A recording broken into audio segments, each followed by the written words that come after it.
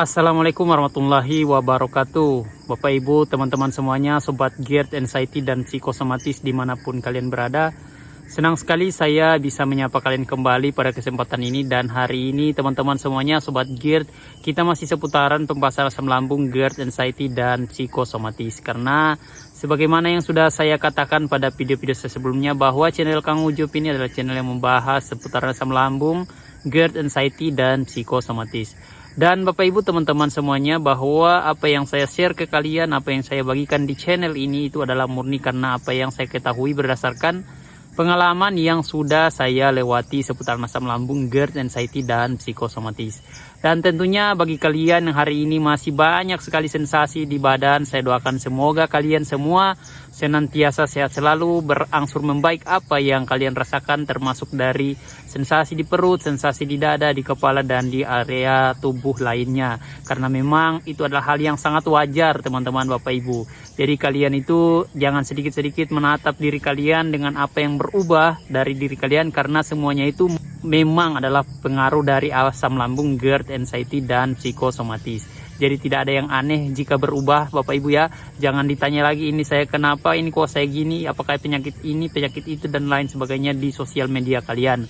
Karena memang jujur sepengalaman saya bahwa asam lambung, GERD, anxiety ini adalah satu-satunya penyakit yang mempunyai beragam rasa, beragam sensasi dari semua jenis penyakit, hanya asam lambung, GERD, anxiety, dan psikosomatis ini.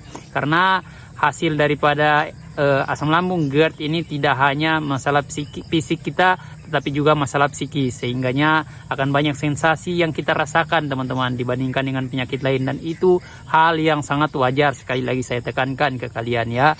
Jadi kalian nggak usah takut, nggak usah panik ketika ada yang berubah dari diri kalian, baik dari kulit kalian, rambut kalian ya, mata kalian, mulut kalian, gusi kalian, lidah kalian. Itu adalah hal yang sangat normal ya teman-teman ya. Karena memang gangguan dari asam lambung, GERD, anxiety, dan psikosomatis itu memang sudah seperti itu. Dan ketika kalian mulai membaik, berangsur-angsur membaik, maka sensasi dan apa yang kalian lihat di tubuh kalian itu juga perlahan-lahan ikut membaik juga. Jadi dia akan memperbaiki dengan sendirinya teman-teman ya, jika kalian sudah mulai membaik, termasuk dengan stamina dan kekuatan fisik kalian kembali. Nah Bapak Ibu, teman-teman semuanya, Sobat GERD, anxiety, dan psikosomatis, hari ini kita akan membahas lagi tentang pola makan yang ditanyakan oleh si penanya ini ya. Jadi yang ditanyakan adalah bagaimana caranya kita makan yang baik dan benar ketika mengalami asam lambung, GERD, anxiety, dan psikosomatis. Nah ketika saya menjawab masalah makan ini Bapak Ibu, perlu diketahui bahwa saya tidak akan memukul rata. Jadi saya akan mengelompokkannya menjadi dua keadaan ya. Jadi ada kondisi orang yang dengan dia punya radang lambung, dia punya tukak lambung, akan berbeda dengan orang yang tidak mempunyai tukak lambung. Karena ini adalah kondisi yang berbeda. Nah, seperti itu. Teman-teman semuanya, Sobat GERD, anxiety, dan psikosomatis, jika teman-teman mempunyai peradangan di lambung, kalian mempunyai pola makan yang berbeda dengan orang yang tidak mempunyai peradangan ya. Dalam hal ini adalah tukak lambung ataupun gastritis. Ketika kalian sudah check up ke dokter, sudah didiagnosis oleh dokter ada peradangan ya, entah itu melakukan endoskopi ya. Jadi yang kalian belum tahu, endoskopi itu memasukkan alat atau kamera ya di dalam kerongkongan kita, dan kemudian diperiksa lewat kamera itu ya. Jadi kita akan diketahui di situ apakah ada radang atau tidak. Nah ketika terjadi peradangan, nah kalian harus sekali menjaga makan kalian ya. Yang pertama ya, saya tidak akan memperpanjang video ini ya, jadi saya langsung poinnya ya. Yang pertama adalah kalian hindarin makanan pedas yang berlebihan ya teman-teman ya. Kalau bisa kalian itu hindarin dulu semua yang bersambal ya atau bercabai. Nah ini teman-teman Bapak Ibu, ketika kalian malah tidak menghiraukannya ya, ketika kalian makan makanan pedas ini, justru kalian akan bertambah perih di area lambung kalian, dan itu akan menghambat progres kesembuhan dari lambung kalian. Yang kedua, kalian hindarin jenis kopi atau kafein ya, segala macam, entah itu di kopi ataupun itu di makanan ya, karena ada makanan juga yang mengandung kafein. Dan kalian itu teman-teman juga hindarin teh ya, karena teh itu juga mengandung kafein ya. Jadi kalian sebisa mungkin menghindari jenis-jenis kafein ya teman-teman ya.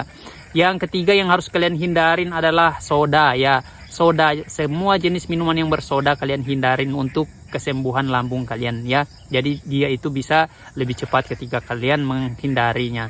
Nah, yang keempat adalah semua yang berbahan tepung-tepungan kalian hindarin dulu ya. Apalagi yang diolah ya menjadi olahan, ada raginya, pengembangnya, itu ya hindarin dulu teman-teman ya, untuk kalian yang mempunyai gastritis atau luka lambung.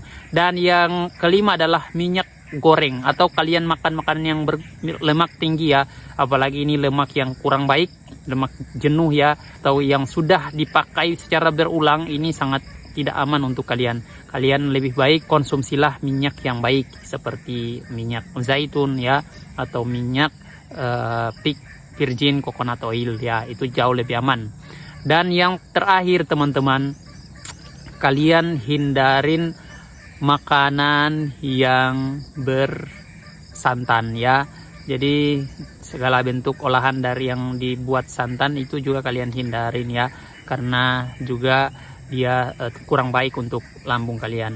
Nah teman-teman sobat GERD, adapun kondisi orang yang gastritis ini kebanyakan sebenarnya yang membuat mereka itu, saya tahu ya, sebenarnya mereka stres jika semuanya harus dihindarin ya. Jadi itu akan mempengaruhi berat badan ya, itu akan mempengaruhi juga termasuk mood, energinya, badannya serasa lemas seharian, itu juga karena dari stres, karena semua dilanggar dimakan ya. Sebenarnya kalian teman-teman, Bapak Ibu, Sobat GERD yang mempunyai tukak lambung dan gastritis ini, kalian harus melakukan ini dengan suka hati ya. Jangan merasa terbebani dengan apa yang sedang kalian upayakan ya. Kalian itu harus targetkan, niatkan itu, kalian harus dengan keyakinan bahwa kalian bisa sembuh. Dan itu juga teman-teman kalian lakukan hanya pada saat kalian sedang progres pemulihan. Dan lambung itu dia mempunyai tubuh kita ini bisa recovery dengan sendirinya ya teman-teman ya, Bapak Ibu ya. Apalagi jika kalian bantu dia, nah itu akan semakin lebih cepat ya. Jadi kalian hanya perlu ikhtiar untuk tidak membuat dia lebih cedera lagi ya. Jadi kalian lakukan ini dengan senang hati saja ya. Makanlah makanan-makanan yang biasa kalian makan, jauh lebih aman ya. Kalau kalian makan nasi pakai telur, pakai daging ayam, itu jauh lebih baik teman-teman. Jangan kalian itu kalau kalian pengen juga bosan nggak ada sambalnya, kalian boleh icip aja ya, sebatas asal udah kena aja ya, yang penting ada rasanya gitu. Jadi nggak yang bikin kalian itu sama seperti orang makan normal gitu ya. Nah, dan bagi kalian nih ya yang nggak ada sensasi, nggak ada luka, nggak ada peradangan, hanya murni dari anxiety kalian ya, kemudian kena ke badan kalian, ke tubuh kalian, impactnya ke badan kalian ya, kalian nggak perlu yang sampai segitunya ya. Kalian makan aja makanan-makanan yang kalian makan yang sesuai apa yang kalian sukai ya teman-teman ya. Jadi dengan batas wajar saja, yang karena memang sebagian besar dari kalian yang mengalami anxiety disorder ini adalah beberapa keadaan yang sebenarnya mempengaruhi fisik kalian karena masalah psikis ya, entah dari tuntutan pekerjaan ya, dari tuntutan ekonomi, dan lagi tekanan sosial ya, tekanan-tekanan batin yang kebanyakan ini juga berimpak ke badan kalian, yang sebenarnya kalian hanya perlu bagaimana bisa lebih enjoy, lebih relax lagi menjalani kehidupan ini ya, beraktivitas lagi, memperbanyak lagi hubungan, memperbaiki hubungan kalian dengan orang-orang di sekitar. Ini sebenarnya yang kalian butuhkan selama ini ya, dan menghindari tempat-tempat, situasi-situasi yang dampaknya itu negatif buat kalian ya. Ini yang harus kalian lakukan, tentunya dengan semangat dan keyakinan yang tinggi. Kalian bisa sembuh, kalian bisa beraktivitas ya, karena kadang di orang yang anxiety disorder ini juga kadang dia itu pasti ngerasain yang namanya perut nggak enak, badannya lemes itu karena memang tekanan mental, tekanan psikisnya itu sangat tinggi yang kemudian berimpact ke tubuhnya, dan itu adalah hal yang sangat wajar sekali ya. Jadi kalian nggak usah takut, nggak usah panik, itu hal yang sangat wajar sekali. Nah, ketika kalian mulai terbiasa lagi melakukan aktivitas latihan fisik, olahraga, ya tentunya tidak berlebihan, sebisa mungkin asalkan kalian bisa mendorong endorfin, mendorong hormon kebahagiaan kalian itu untuk bisa mendapatkan mood kalian menjadi lebih baik.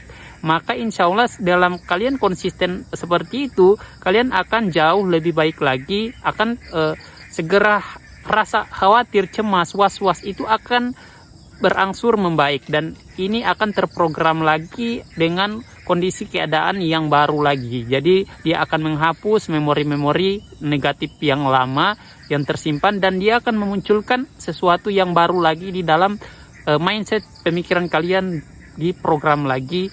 Kayak kalau istilahnya handphone itu di setel pabrik ya, jadi setelan pabriknya, jadi baru lagi gitu.